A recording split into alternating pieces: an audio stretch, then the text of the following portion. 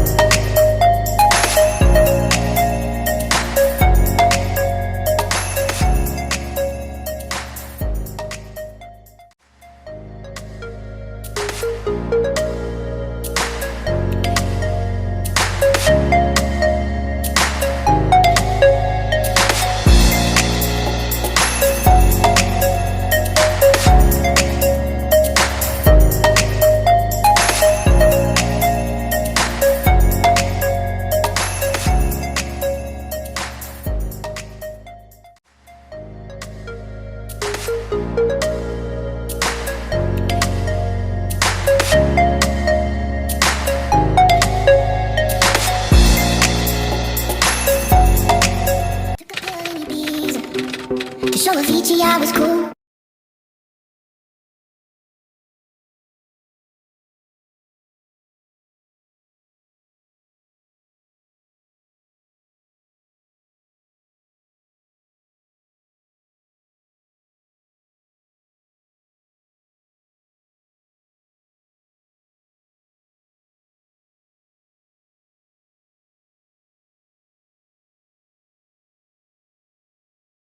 Took a pill in Ibiza to show Avicii I was cool. And when I finally got sober, felt 10 years older, but fuck it, it was something to do. I'm living out in LA,